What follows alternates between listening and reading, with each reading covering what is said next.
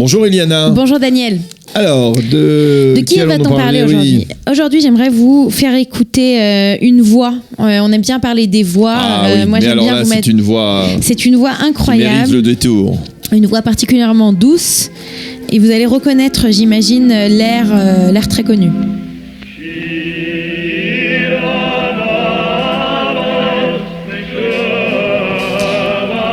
Cette voix, cet enregistrement qui date des années 30, eh bien, c'est Yossele Rosenblatt. L'un des plus grands chazanim au monde. Un des plus grands chazanim au monde qui, à la date d'aujourd'hui, en date hébraïque, donc le Kaf He, le 25 du mois de Sivan, eh bien, nous commémorons son décès, son Yortzeit. Donc, il est décédé le même jour que le Rabbi Mordechai Eliaou. Le Rav Mordechai Eliaou, voilà, des grands hommes. Et c'est donc de lui dont j'aimerais vous raconter l'histoire ce matin. Alors, il est né en mai 1882 dans l'Empire russe. C'est le descendant d'une grande famille de chazanim.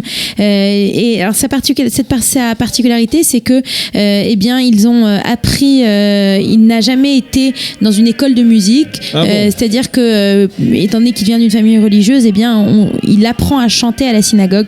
Très rapidement, on l'appelle un Wunderkind, c'est-à-dire un enfant prodige. Et c'est ainsi que dès l'âge de 7 ans, eh bien, il est reconnu.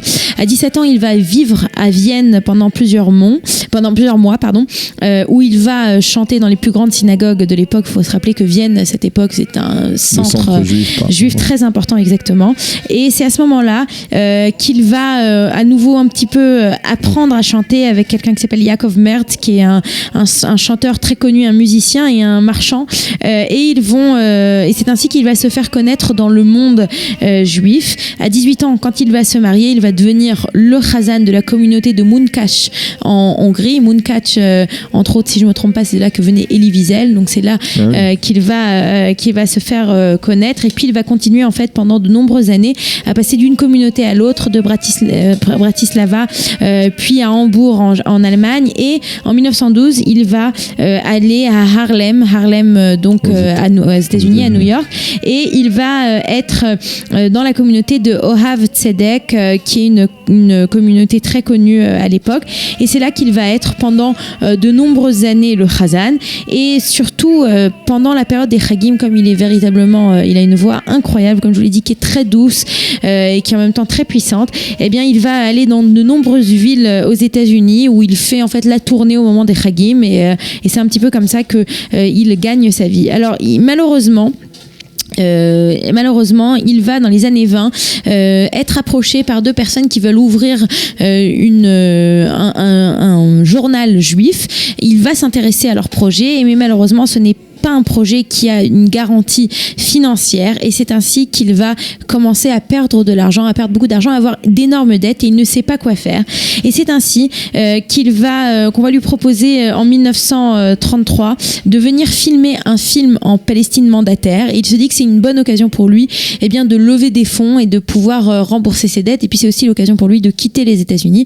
Il va partir avec sa femme et ses enfants, il va venir en Israël, en Palestine, pour faire ce film. En arrivant en Palestine, il va tomber amoureux de ce pays, et malheureusement il va mourir d'une attaque cardiaque à l'âge de 51 ans en juin, à la date d'aujourd'hui, le 19 juin 1933, le café Sivan.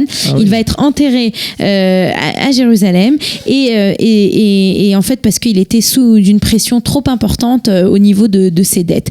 Alors Yossele Rosenblatt, il avait été surnommé aux États-Unis de Jewish Caruso. Caruso, c'était un très grand canteur d'origine italienne, et c'est vraiment ce grand chanteur, ce grand chazan qui avait une voix incroyable. Et ce qu'il y a de surtout, la chose qui est peut-être la plus impressionnante, il a enregistré plus de 180 chansons qui existent encore aujourd'hui. Et il y a quelques années, il y a un des grands chanteurs chassidiques qui a décidé de faire un travail de retrouver retrouver ces chansons et de retirer en fait les sons, les mauvais sons qu'on peut avoir avec le temps et d'essayer d'avoir le son le plus parfait, le plus pur.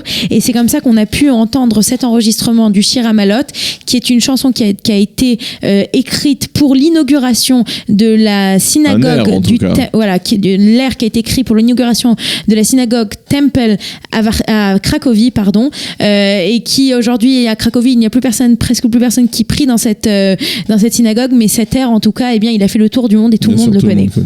Merci beaucoup Eliana. Avec plaisir. Shabbat Shalom. Shabbat Shalom. Vous aimez l'histoire juive ?